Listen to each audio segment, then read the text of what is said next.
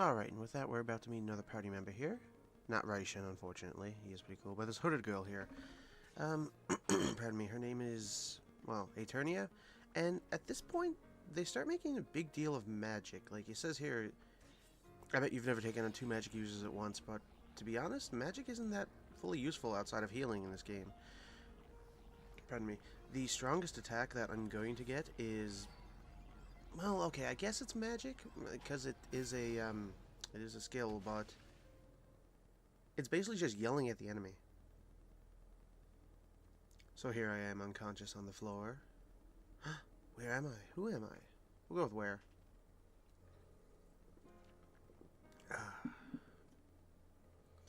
And this goes back to what I said before, but the descriptors of the villagers is just... It's a point that I really can't get away from at times because it's just so odd, like round-faced man. Why would you describe someone as that? But once again, calling fact to the attention that Endir is just a complete badass is the fact that he's standing up after being pinned down by 2 magic users.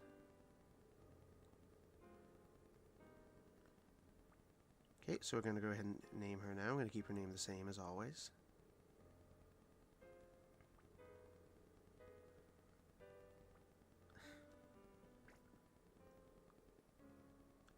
So yeah, it's apparently a big shock that I'm able to do this, but a mass tribe who makes their living as mercenaries.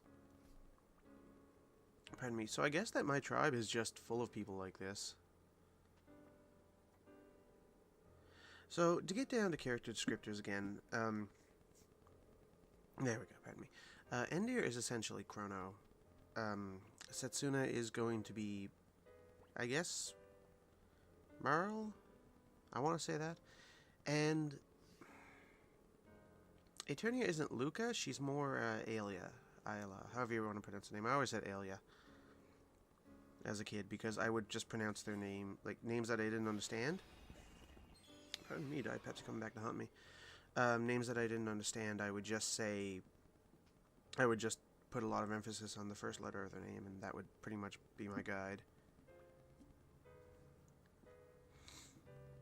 Like, people always said in Street Fighter, is it Ryu or Ryu? I said, are you?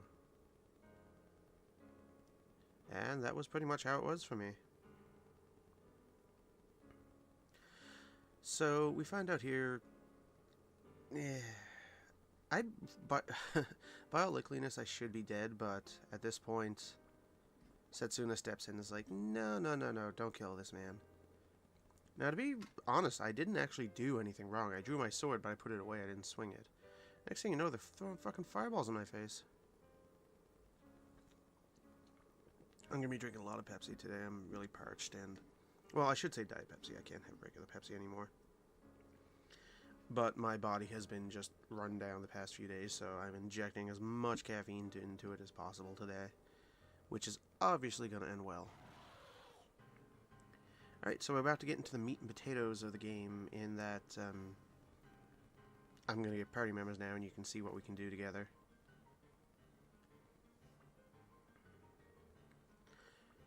The only person is... I didn't try to kill her. I was hired to? Yes, I won't deny that. Did I draw my sword? Yes. Did I swing it at her? No, I put it away. These villagers are all assholes. Come on. And here she comes to save me once again. I really like her her sacrifice design. Because apparently that is the clothing that all sacrifices wear. Although I'm not sure of the chakra. Wow. But, yeah. So we're going to start off... I'm just going to get in a battle with Eterna here. Eternia, He-Man... Exactly. She said it. She said it. I have not committed a crime yet. And giant fluffy walrus monster.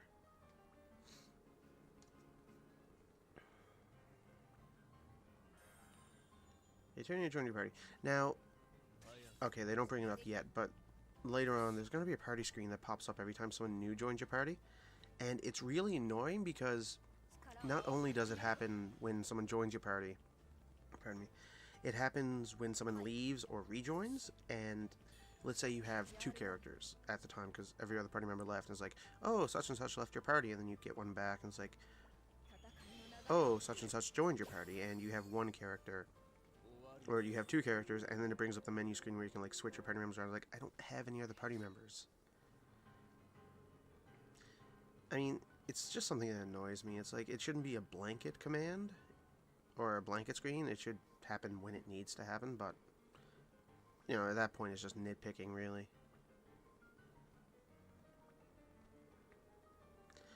Yeah, so basically, if you play also Final Fantasy X,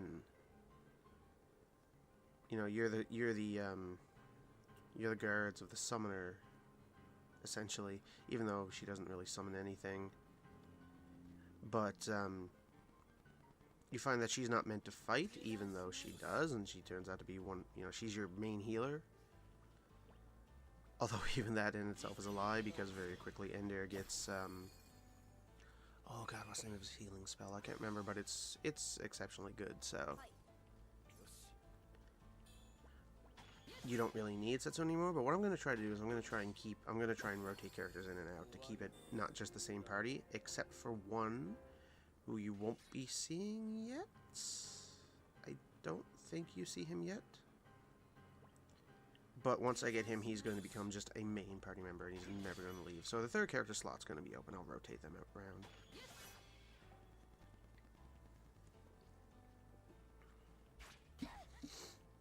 You've already seen it here, but yeah, they have X Slash, which is the move of Chrono and Frog, I believe. Yes. I really need to sit back and play Chrono Trigger again. I might do it for the channel. Huh. I have no idea where into the menu there. I think I was just showing it off. Yeah, take out these little guys and just move on to the next. Also, at the time of recording this, I decided exactly what I'm going to do with the grinding session. Tomorrow, I think. I'm not going to say what day it is, because I don't want you to know how lazy I've been on all this. But tomorrow I'm going to sit down. I'm going to grind, because I've already got 5 videos for this ready for the week. So, if this is number 2, you can guess tomorrow's Wednesday then, I guess. But I'm going to sit down, I'm going to grind, and I'm probably going to record the next 5 for next week. I'm not sure exactly how I'm going to do this. I like recording like a long enough video that I can just split it into parts and then have a week's worth done. But maybe I should try starting to get into a backlog. That way I don't need to worry as much, and I don't need to feel as bad if I don't feel like recording or editing during a day. Who knows? Yeah, probably. But it's going to be like an hour or 2 long video, and I'm just going to put some music over it, or maybe I'll just leave the actual theme, the actual music of the game itself on, and upload it, and that'll be that. That'll be a little extra bonus video to see me wasting my life. But here we go with a boss battle, and the bosses aren't difficult in this game, but they're really well designed. And to be honest, they kind of remind me, well, at least some of them, they remind me of the Colossi from Shadow of the Colossus.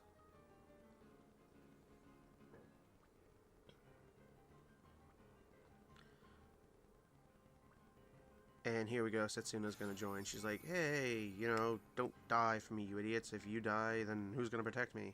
And I have to agree with her. Like, she probably should fight. I mean, she's more than capable. But Eterna, she essentially has this kind of hero complex, and I'm not a huge fan of it. Character development is one of the weaker points of this game, but it probably gets stronger later on. I still really haven't gone past... I haven't played much beyond my original, just, like, individual playthrough of this game. I decided to save for the channel so I can get a bit more... what do I want to say? I want to say, like, reactionary out of it. But from what I've seen, character development is kind of weak. Like, everyone has their own motivations and things like this. Like, this screams, like... It's like a mix of Shadow of the Colossus and, Kingdom Hearts. Obviously, like, the design, I don't know. We're gonna X-Strike it here, and I don't think I have any real problems with this. Like I said, the bosses aren't difficult.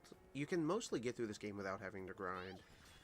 it's just a straight shot. And that's one thing I really like about it, but if you want to grind, if you want to find everything, it's all there.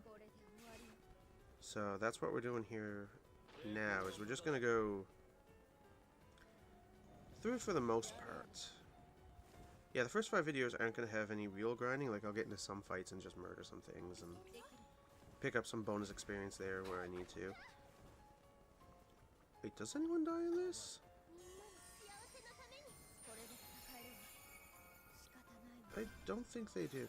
Oh yeah, that's something I want to point out right there. You saw that he used a potion on the character who was just healed. That's actually because I thought I was healing Endir.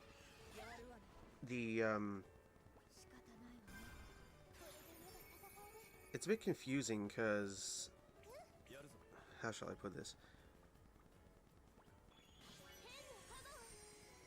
I don't actually know how to describe it. I guess you have to play for yourself and find out, but when you're looking down at the characters' portraits and you're looking who you're going to heal, there's just something confusing about it that mixes you up, I guess, is what I'm trying to say. In that I can't really usually tell who I'm healing. It's like your eyes go back and forth, and it's like, oh, I'm targeting Endir, and Endir's the first character, but I'm actually selecting, like, the third character, because Endir is standing in the third character position on the screen to me. Pardon me. That's another thing, too. I'm a bit sick today, so forgive me. Oh my god, she's a pain in the ass. I didn't murder... I didn't even attempt. I drew my sword. I can draw my sword right now. It doesn't mean I'm going to hit anyone with it. Oh my god, I really hope you get better development, because I hate you so much. Like, she's the only party member that I actually hate. She's a giant kiss-ass who has this hero complex. And I hate to say it, but she's just a bitch. I mean, she got X-Strike, that's awesome, and she uses daggers, which is one of my favorite weapons in any type of RPG. I just love daggers. I love thieves. I was gonna say thief type characters, but then it just conglomerated into thief, whatever. And then this bald motherfucker steps in, he's like, yes, I love this man.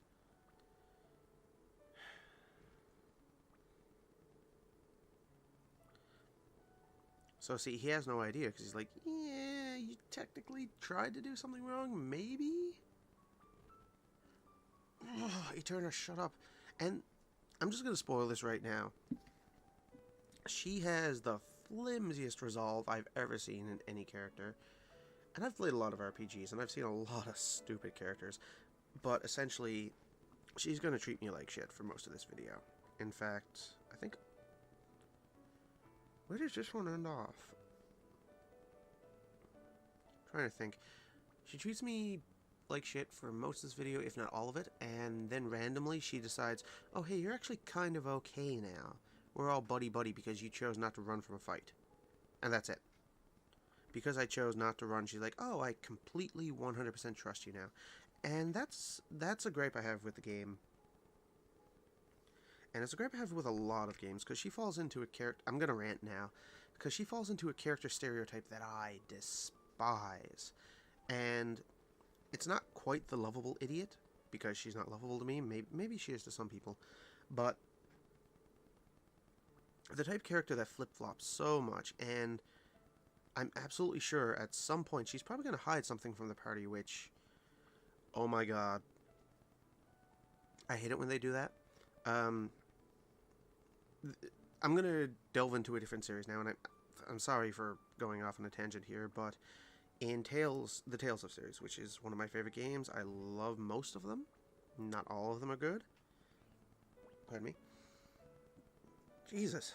I need to stop drinking Diet Pepsi, but, so, in Tales of Symphonia, one of the, if not the best Tales game in my opinion.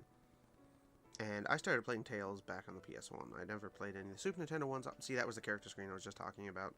Off on a tangent again. But, I don't think any of the Tales of games on Super Nintendo were released over here. But anyways, I started playing the, I started playing Tales of Destiny? The one with the Swordians? Yeah, anyways.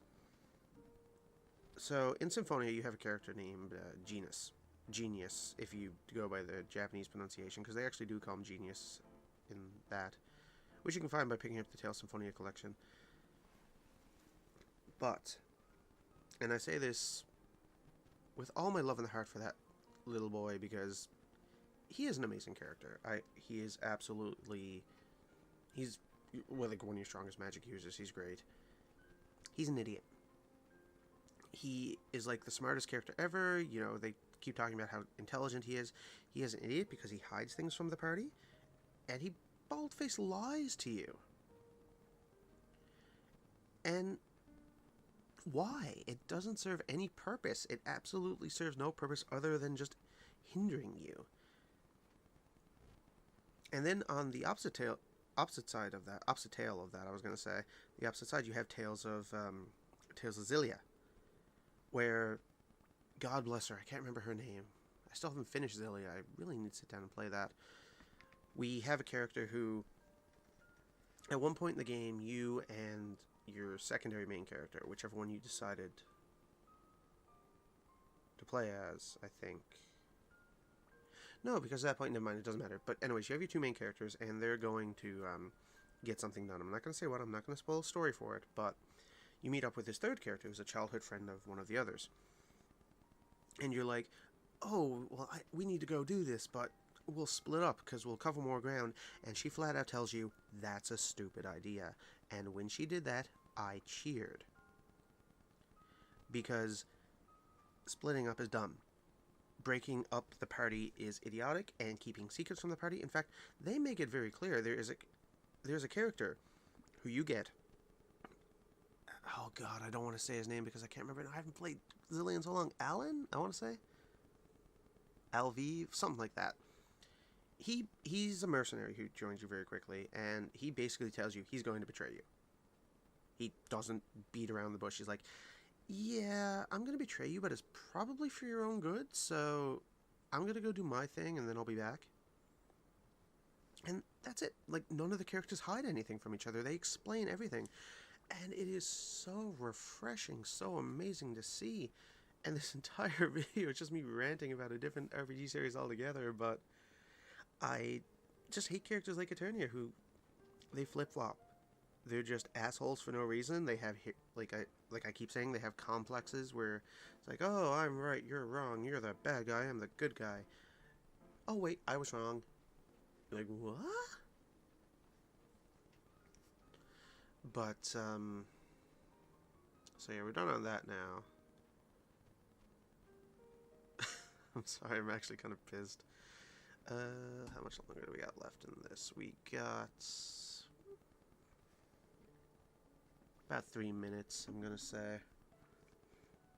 So anyways, we're back at the village now. We had that whole little spiel where she brings up and just tells us a bit about the sacrifices. And how she likes to go remember them. So at this point, we're just gonna go talk to the elder and say, like, is it gonna bring it up? Okay, never. At this point, we decide whether we want to join her. They have this set up now, which is part of the closing scene you're going to see here in a bit. And once again, it's the illusion of choice. It's like, oh, have you decided to go along with it? Yes, I have no choice. And I didn't, what's the word I'm looking for? See, when I go off on a tangent like that, I kind of start, it's happening. I start losing my train of word procession, we'll call it. But take Super Mario, I can't remember what Paper Mario game it was. So once again, you can see, like, contemplative young man and all that. But it was the one with Count Blech, I think. I can't remember the name of it. Tell me down in the comments if you remember. It might have been 1000. No, it wasn't 1000. Was it 1000 Year Door? Might have been. But you could just basically say over and over, like, no, I'm not going to save the game. I'm not going to save the planet. And he's like, what are you saying? You need to do this. And I'm like, no, I'm done. And after you say no so many times, the game just ends. A giant black hole opens up and it eats the world. And you're like, whatever. And see, that's what I like. Okay, I hate to say it. It kind of punishes you, but at the same time, you kind of deserve it. So I wish there's something like that would happen in this game. Like, I could say no to certain things and they'd be like, you shouldn't have done that, kiddo. You fucked up. And then it's like, boom, giant boss you can't handle. Oh, the kind woman. We're going to leave her with Daddy.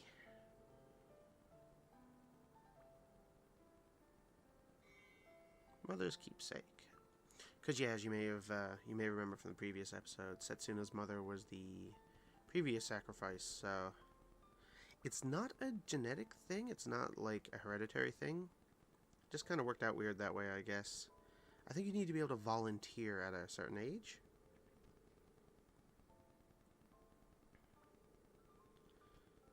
Yep, so he's telling us that we're going to head off there now, and we're going to meet up.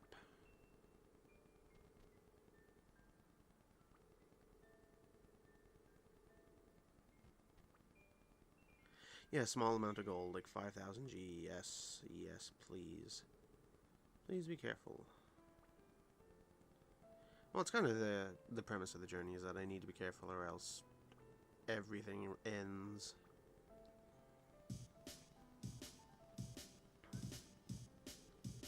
She's waiting for her, but come on, let's hurry. Oh, okay, no, I was going to say, did she give me a jab? And there's that party screen again, see? At least it shows what combos I have. So that's going to be